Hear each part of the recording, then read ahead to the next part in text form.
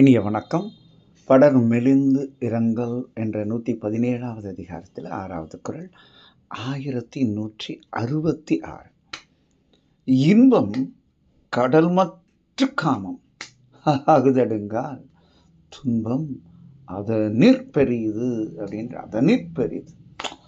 அது நாங்கள் அன்பிலே கழித்திருக்கும் பொழுது அந்த இன்பம் அதுக்கு எல்லையே இல்லை, பவுண்ட்லெஸ். அந்த காதல் இன்பம் இனியது இனியது இனிது இனிது. அது கடல் போல. தலைவிக்கு உடனே அந்த நினைவில் வர்றது கடல் அணைய. பெருசாக சொல்லணும்ல கடல் அப்படின்றத ரொம்ப அழகாக சொல்கிறார். அப்போது அந்த இயற்கையை வியந்து, அதுவும் பெரிய கடல்ன்றது அளக்க முடியாத ஒன்று இல்லையா, அதை சொல்கிறார். இது இந்த காதல் கழிப்பில் வரக்கூடிய இன்பம். இன்பம் கடல் மற்று காமம். ஆனால் அதே அந்த காதலில் பிரிவு நேரும் பொழுது, அந்த காதலிலே துயர் உறும் பொழுது, அது எப்படிப்பட்டதுன்னா அந்த கடலை விட பெருசுன்னா வேற ஓமை தேடல.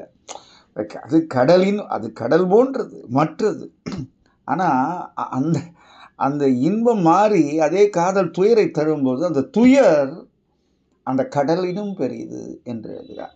அதை ஒரு உமையை வச்சுக்கிட்டு அதை எப்படி ரெண்டு பக்கமாக அந்த தலைவி அதுதான். அதாவது நம்ம சொல்ல வர செய்தியை கூட எவ்வளவு அதுடன் ஒன்றி சொல்லும் பொழுது அந்த சொல்லுக்கு அங்கே வெற்றி கிடைக்கிறது. இந்த சொல் நமக்குள்ள ஒரு தாக்கத்தை ஏற்படுத்துகிறது. இது உண்மையாக நினச்சி பார்த்தா இந்த உணர்வுகள் எவ்வளவு தலைவி உணர்ந்து அதிலே தன்னை இழைத்து இந்த வெளிப்பாடு இருந்திருக்கும் என்பதை நம்மால் அறிய முடிகிறது. இதை வள்ளுவம் அழகாக படம் பிடித்து நமக்கு காட்டுகிறது. பரந்த கடல் போன்றது காதல் இன்பம், அந்த கடலினும் பெரியது காதல் தரும் துயர், அந்த பிரிவு என்பதை இதை விட அழகாக இப்படி சொல்ல முடியும் என்பதை சொல்லி இந்த நாள் இனிய நாளாக இதய வாழ்த்துக்கள். நன்றி, வணக்கம்.